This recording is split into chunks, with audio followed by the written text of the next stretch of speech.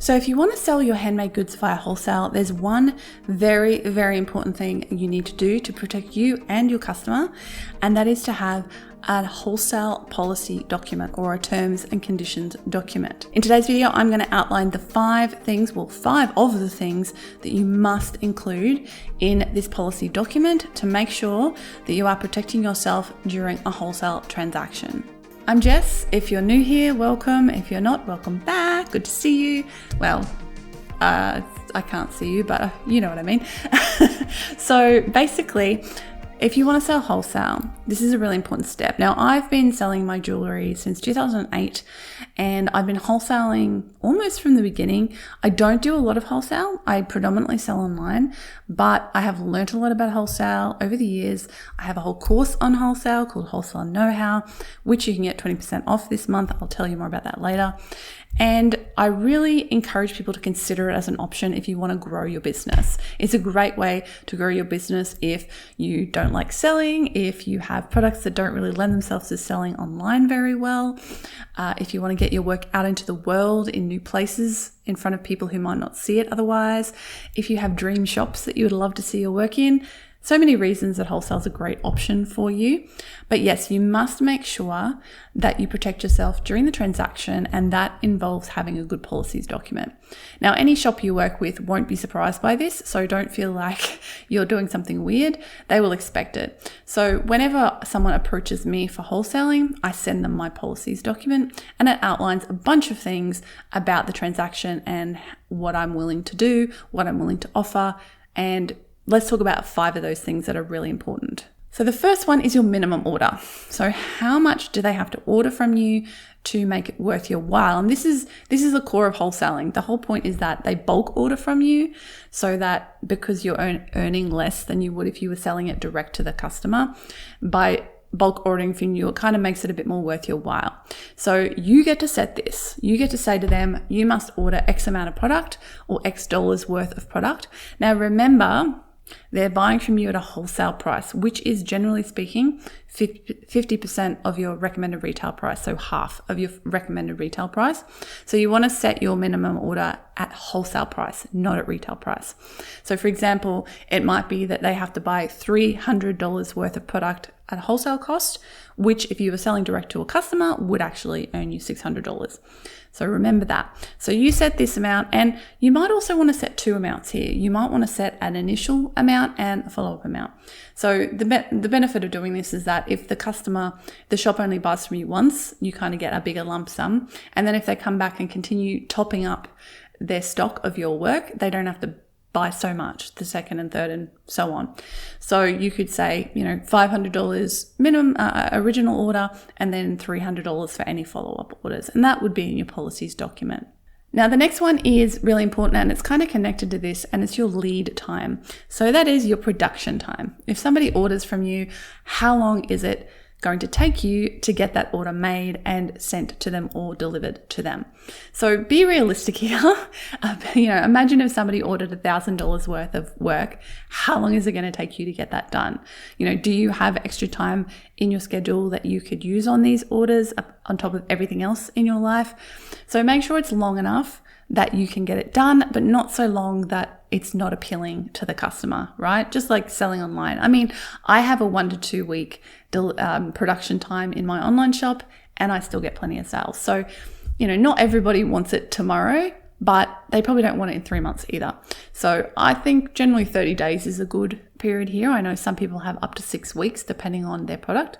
And, you could also even have a sliding scale here and say, hey, if you order up to this much, it'll take this long. If you order more than that, it's going to take X amount longer. Just be realistic and just lay it out there for them so they can make that decision for themselves, but make sure to stick to it. Make sure to honor that delivery time, because you want to maintain a trusting, good relationship with this potential stockist that, could be a relationship for years to come. So you don't want to let them down. Again, remember the old adage, it is better to underpromise and overdeliver than to overpromise and underdeliver. All right, the third thing to have in there, who's paying for the shipping and how much are you paying, or are they paying? Generally, I make the customer liable for the shipping and I give them a shipping fee depending on their location. So if you're in Australia, it's going to be this amount. If you're overseas, depending on the country, it's going to be this amount. And that's again laid out in my policies document so that they know upfront how much shipping they're liable for. And also including there, like, is this express shipping? Is it tracked shipping? What sort of shipping class is it? So they understand what they're paying for as well. Number 4 is your terms for refunds and or cancellations. So if they get the items and they want to return anything, what's your refund or return policy? If they want to cancel the order before you've shipped it, what is your cancellation policy? Make sure to have this stuff in the policies document in black and white to protect you from, again, losing out here. So again, be realistic with this. Like if you say no cancellations, there's no cancellations. If you say there's no refunds, there's no refunds. And if it's in the document, they can't argue with you if they try to change their mind on that. And, you know, if they do argue with you, then maybe that's not a stockist you want to work with in the future because they knew upfront what the terms were of the agreement of the transaction. This is why having a policies document is so important because it protects you in the future. And the same goes for policies in your online shop. It's the same idea, and I have a whole video on that. I'll put a card to that here, which a lot of people have found really helpful, and I break down all of the policies that you need to consider and have in your online shop as well, so you're protecting yourself and your customer during the transaction. And of course, number 5 is your recommended markup. So what's the recommended retail price of your items? And what's the discount you're giving them? So, you know, you could say, well, my items retail for this much. I'm giving you a 50% discount on that recommended retail price. And that's standard practice when you're selling via wholesale is to use 50% of the recommended retail price as their price. Now, I'm going to give you a link to a video at the end of this one, which helps you break down your pricing and work out your pricing to make sure you're pricing correctly so that you're actually still making a profit when you sell via wholesale. This is really important. If you're underpricing, then you go in to do wholesale, you are going to be losing money. So I'll get to that at the end of the video. Stay tuned for that. Let's finish this up though. So recommended markup. Now remember, even if you are selling your products at a certain retail price, once you've sold those products to these wholesalers, they can sell them for whatever price they want because they own the items, all right? So say I sell these earrings for $45 retail, right? So then I give it to them at 50% of that price, and then they turn around and sell them for $90 in their shop. That's their prerogative. They can do that, okay? It's a recommended retail price, not a set retail price. So you just have to be aware that that might potentially happen. They could also sell it for cheaper. You know, they might, and this is the whole mentality behind things like sales in shops, right? They've bought all these products, they're sitting on their shelves. Sometimes they need to move them on, make room for new products, so they'll sell your stuff at a discount. Again, doesn't matter, has nothing to do with you. You've sold them the product, they're on selling the product at whatever price they need to. So just be aware that that is something that might happen, is that somebody might buy your thing in a shop somewhere and then come to your website and the prices might be different, and that's because the wholesaler has set a different price for them. I wouldn't worry about it, to be honest. I mean, if anybody ever complains, you can just say, well, that's what happens. You know, they can set whatever price they want, but this is the price I'm setting. So in nice terms, of course.